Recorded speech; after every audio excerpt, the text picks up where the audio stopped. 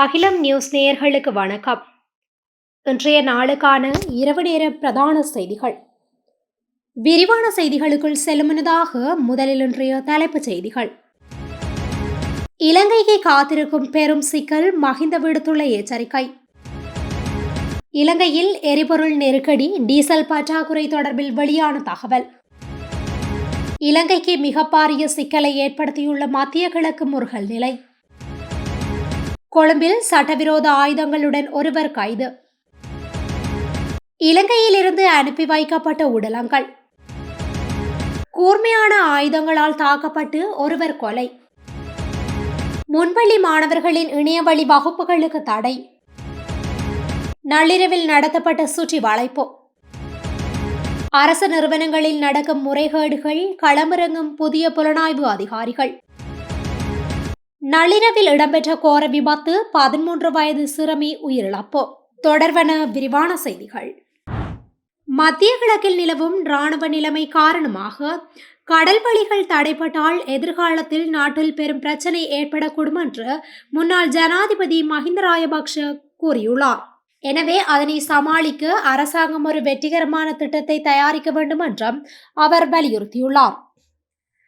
நிகழ்வொன்றில் கலந்து கொண்டு சர்வதேச பதற்ற நிலைமை தொடர்ந்தால் என்ன நடக்கும் என்று பத்திரிகையாளர்கள் எழுப்பிய கேள்விக்கு பதிலளிக்கும் போது முன்னாள் ஜனாதிபதி இந்த கருத்தை தெரிவித்துள்ளார். நாட்டில் பயங்கரவாதத்தை முடிவுக்கு கொண்டு வருவதில் பெரும் பங்களிப்பை செய்த முன்னாள் புலனாய்வு அதிகாரி சுரேஷ் ஆலேவின் கைது மிகவும் வருத்தம் அளிப்பதாகவும் அவருக்கு மரியாதை தான் செலுத்த வேண்டும் என்றும் அவர் கூறியுள்ளார். வெளிநாடுகளிலிருந்து எரிபொருள் மற்றும் பல விடயங்களை பெறுவதால் கடல் வழிகள் தடை செய்யப்பட்டால் எதிர்காலத்தில் நாட்டில் ஒரு பெரிய பிரச்சனை எழக்கூடும். அதனை சமாளிக்க அரசாங்கம் ஒரு வெற்றிகரமான திட்டத்தை தயாரிக்க வேண்டும் என்று வலியுறுத்தியுள்ளார். நாட்டில் உள்ள அனைத்து தனியார் எரிபொருள் விநியோக நிறுவனங்களும் டீசல் விநியோகத்தை கட்டுப்படுத்தியுள்ளதாக பெட்ரோலிய பொது ஊழியர் சங்கம் தெரிவித்துள்ளது. கொழும்பில் இன்று நடைபெற்ற செய்தியாளர் சந்திப்பில் கலந்து கொண்டு அதன் பொதுச் செயலாளர் பந்துல சமன்குமார இதனை தெரிவித்துள்ளார். இந்த சந்திப்பில் எரிபொருள் நிரப்பு நிலைய உரிமையாளர்கள் சங்கத்தின் தலைவர் குமார ராஜபக்ஷவும் இதன்போது தனது கருத்துக்களை வெளியிட்டுள்ளார். இருப்பினும் இலங்கை பெட்ரோலிய கூட்டுத்தாபனத்தின் நிர்வாக இயக்குனர் மயூரக நெத்திகே குமாரே அடுத்த மாத இறுதி வரை நிறுவனத்திடம் டீசல் இருப்பு இருப்பதாக கூறியுள்ளார். டீசல் ஓர்டர்களை கட்டுப்படுத்தும் சம்பந்தப்பட்ட நிறுவனங்கள் தொடர்பாக சம்பந்தப்பட்ட தரப்பினருடன் கலந்துரையாடுவதாகவும் அவர் தெரிவித்துள்ளார். இருப்பினும் இலங்கையின் எரிசக்தி பாதுகாப்பை உறுதி செய்து எரிபொருளை தொடர்ந்து வழங்குவதாக லங்கா ஐஓசி நிறுவனம் உறுதியளித்துள்ளது. அதன்படி நாட்டில் தொடர்ச்சியாக எரிபொருள் விநியோகத்தை பராமரிக்க லங்கா ஐஓசி மற்றும் அரசாங்கம் தங்களால் முடிந்த அனைத்தையும் செய்து வருவதாக நிறுவனத்தின் நிர்வாக இயக்குனர் ரகு தெரிவித்துள்ளமை குறிப்பிடத்தக்கது. மத்திய கிழக்கில் நிலவி வரும் போர் பதற்றம் காரணமாக இலங்கையின் சுற்றுலாத்துறை பெரும் நெருக்கடியில் உள்ளதாக தெரிவிக்கப்படுகின்றது.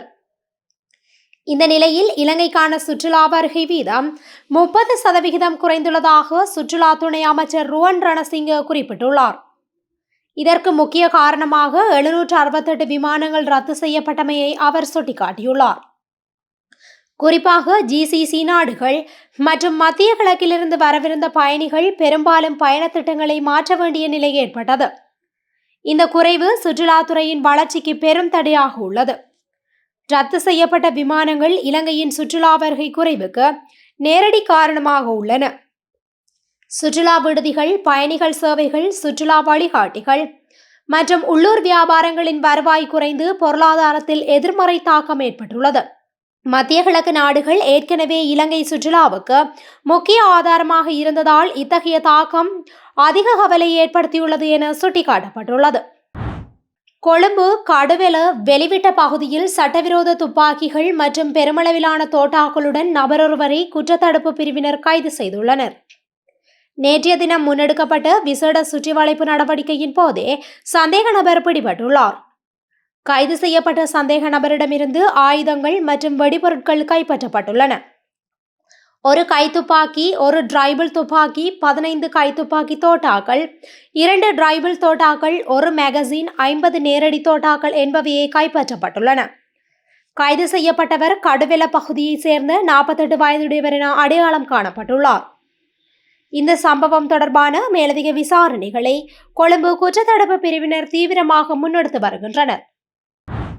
ஈரானிய கடற்படைக்கு சொந்தமான அதிநவீன போர்க்கப்பலான ஐரிஸ் தேனா மீது இந்திய பெருங்கடலில் நடத்தப்பட்ட தாக்குதலுக்கு தகுந்த பதில் வழங்கப்படும் என்று ஈரான் ராணுவ தளபதி அமீர் ஹதாமி எச்சரித்துள்ளார். போர் பயிற்சியை முடித்துவிட்டு மீண்டும் ஈரான் நோக்கி திரும்பிக் கொண்டிருந்த போதே இந்த தாக்குதல் நடத்தப்பட்டுள்ளதாகவும், நேரடி போரில் ஈடுபடாத நிலையில் தமது கடற்படையினர் மீது நடத்தப்பட்ட இந்த தாக்குதலை வன்மையாக கண்டிப்பதாகவும் அவர் மேலும் குறிப்பிட்டார். அத்துடன் ஐரிஸ் தேனா கப்பலின் பெயரும் அதன் பணியாளர்களின் உயிர் தியாகமும் ஈரானிய கடற்படை வரலாற்றில் தைரியம் மற்றும் அர்ப்பணிப்பின் அடையாளமாக நிலைத்திருக்கும் என்று அவர் தெரிவித்திருந்தார். ஈரானின் கடல் எல்லைகளை பாதுகாப்பதற்கும் கடற்படை சக்தியை மேலும் பலப்படுத்துவதற்கும் உறுதியான தீர்மானத்துடன் செயற்படுவதாக ஈரான் ராணுவ தளபதி அமீர் ஹதாமி வலியுறுத்தினார். இலங்கைக்கு தெற்கே உள்ள கடற்பரப்பில் அமெரிக்க தாக்குதலுக்கு உள்ளான ஐரிஸ் தேனா கப்பலில் பலியான 84 ஈரானியர்களின் சடலங்கள் விமானம் மூலம் ஈரானுக்கு அனுப்பப்பட்டுள்ளன. மத்தள விமான நிலையத்திலிருந்து நேற்றிரவு 9:29 மணியளவில் இந்த விமானம் புறப்பட்டதாக தெரிவிக்கப்பட்டுள்ளது. இலங்கையில் உள்ள ஈரான் தூதரகத்தின் ஒருங்கிணைப்பின் கீழ் உயிரிழந்த மாலுமிகளின் உடல்களை அனுப்பி வைக்கும் நடவடிக்கைகள் முன்னெடுக்கப்பட்டன. கட்டான மகாஹூனுப்பிட்டிய பகுதியில் கூர்மையான ஆயுதத்தால் தாக்கப்பட்டு ஒருவர் கொலை செய்யப்பட்டுள்ளதாக போலீசார் தெரிவித்துள்ளனர். இந்த சம்பவம் நேற்று வெள்ளிக்கிழமை இரவு இடம்பெற்றுள்ளது. இந்த சம்பவத்தில் மகாஹூனுப்பிட்டிய பகுதியை சேர்ந்த 42 வயதுடைய ஒருவரே உயிரிழந்துள்ளார். உயிரிழந்த நபருக்கும் மற்றொரு நபருக்கும் இடையில் ஏற்பட்ட வாய்த்தர்க்கம் மோதலாக மாறியதை அடுத்து இந்த தாக்குதல் இடம்பெற்றுள்ளதாக ஆரம்பகட்ட விசாரணையில் தெரிய வந்துள்ளது. மேலும் இந்த கொலையுடன் தொடர்புடைய சந்தேக நபரை கைது செய்வதற்கு கட்டான போலீசார் மேலதிக விசாரணைகளை முன்னெடுத்து வருகின்றமை குறிப்பிடத்தக்கது. இலங்கையில் முன்பள்ளி மாணவர்களுக்கான இணையவழி வகுப்புகளுக்கு தடை விதிக்கப்பட்டுள்ளது. 3 முதல் 5 வரையிலான சிறுவர்களுக்கு இணையவழி ஊடாக கற்பிப்பது கல்வி, உளவியல் மற்றும் சிறுவர் அபிவிருத்தி கொள்கைகளுக்கு முரணானது என பெண் மற்றும் சிறுவர் விவகார அமைச்சு தெரிவித்துள்ளது. அமைச்சினால் வெளியிடப்பட்டுள்ள அறிக்கையில் முன்பள்ளி மற்றும் ஆரம்ப பிரிவு மாணவர்களை இலக்காக கொண்டு தற்போது முன்னெடுக்கப்படும் இணையவழி கருத்தரங்குகள் தொடர்பாக பல விடயங்கள் வெளிச்சத்திற்கு வந்துள்ளதாக குறிப்பிடப்பட்டுள்ளது. கல்வி உளவியலின்படி 3 தொடக்கம் 5 வயதிற்கு இடைப்பட்ட சிறுவர்களின் கற்றல் செயற்பாடுகள் அடிப்படையாக கொண்ட சமூக தொடர்புகள் நிறைந்த சூழலிலேயே அமைய வேண்டும் என்று அமைச்சு சுட்டிக்காட்டியுள்ளது.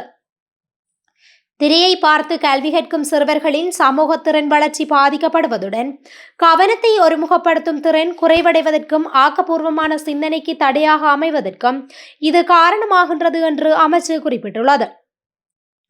இதற்கமைய அரசாங்கம் மற்றும் பெண் மற்றும் சிறுவர் விவகார அமைச்சின் சிறுவர் அபிவிருத்தி கொள்கைகளின்படி முன் சிறுவர் பருவ வளர்ச்சியின் போது குழந்தை சூழலுடன் நேரடியாக தொடர்பு கொள்ள வேண்டும்.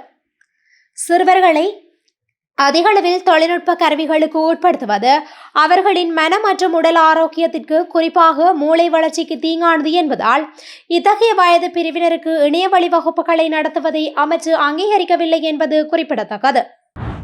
பாணந்துறை மகாவில பகுதியில் உள்ள ஒரு வீட்டில் நடத்தப்பட்ட சோதனையின் போது வீட்டில் கணக்கில் காட்டப்படாத பணம் மற்றும் சொத்துக்களுடன் பெண்ணொருவர் கைது செய்யப்பட்டுள்ளார். மத்திய குற்றப்புலனாய்வு பிரிவினால் மேற்கொள்ளப்பட்ட சோதனையின் போதே அவர் கைது செய்யப்பட்டுள்ளார். போதைப்பொருள் கடத்தல் மூலம் சட்டவிரோதமாக சொத்துக்களை ஈட்டியதாக மத்திய குற்றப்புலனாய்வு பிரிவுக்கு கிடைத்த முறைப்பாட்டின் பேரில் நேற்றிரவு சுற்றி வளைப்பு மேற்கொள்ளப்பட்டது.